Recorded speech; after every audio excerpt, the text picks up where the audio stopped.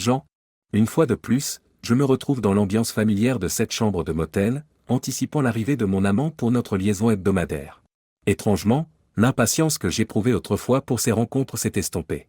C'est une situation particulière, après tout, Benjamin, mon mari, est un partenaire exceptionnel, un mari dévoué, un pourvoyeur et un père merveilleux pour nos enfants.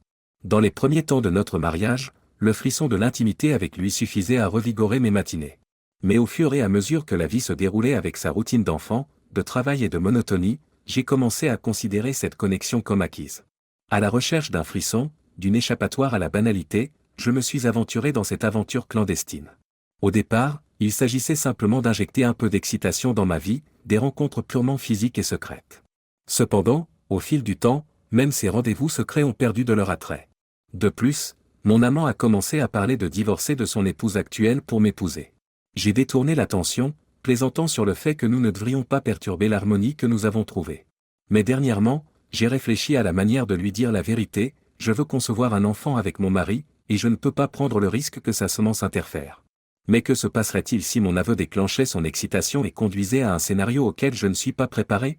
Épouser quelqu'un qui est prêt à me tromper me semble en contradiction avec mes valeurs. La décision est lourde à prendre, il est temps d'avoir une conversation honnête. La peur des représailles, les répercussions, obscurcissent mes pensées. La peur s'amplifie lorsque j'anticipe son arrivée, envisageant l'inconnu, comment il réagira à mes paroles. Les coups frappés à la porte interrompent mes pensées. Je m'arme de courage et vérifie par le Judas qu'il est bien là. Il est là, debout, un sourire en coin, attendant d'entrer. Peut-être, dans une étrange tentative de faire mes adieux avec un soupçon de positivité, je joue avec l'idée d'offrir un dernier acte d'intimité avant l'inévitable conversation.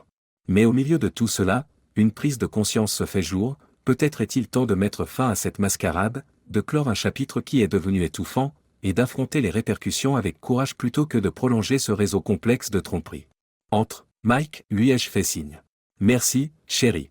Il m'a embrassé profondément, un geste teinté d'inquiétude. Qu'est-ce qui te tracasse, ma chérie ? Je me sens juste un peu déprimé, ai-je répondu. Rien à voir avec moi, j'espère ? Non, non. Une de mes collègues a perdu sa mère. Elle est effondrée. Cela me pèse, ai-je inventé, saisissant l'occasion. Mais une autre idée me vint à l'esprit, je pouvais raconter que mon mari avait échappé de peu à un accident mortel et m'en servir comme prétexte pour mettre un terme à notre liaison et me recentrer sur Ben. Je sais comment te remonter le moral. Je sais comment te remonter le moral, murmura-t-il en se débarrassant de ses vêtements.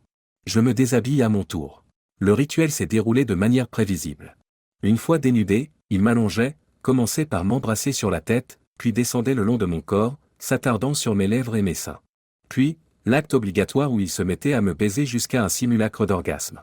Je me suis souvenu de l'époque où ces rencontres procuraient un réel plaisir. La performance scénarisée culminait avec quelques poussées, l'éjaculation et une transition vers moi qui initiait la phase suivante avec un acte superficiel que j'endurais, m'abstenant d'avaler par dégoût. Il était temps de dévoiler mes intentions. Jean, j'ai failli oublier. J'ai dû venir en voiture. Mon permis a été suspendu pour 3 mois, j'ai encore perdu des points. Ce qui est drôle, c'est que le chauffeur m'a donné ses cartes. Une pour moi, une pour toi. Il m'a proposé une réduction pour notre prochaine course si je lui transmettais la tienne. J'ai fait une pause, le poids de ce que je lisais m'immobilisant.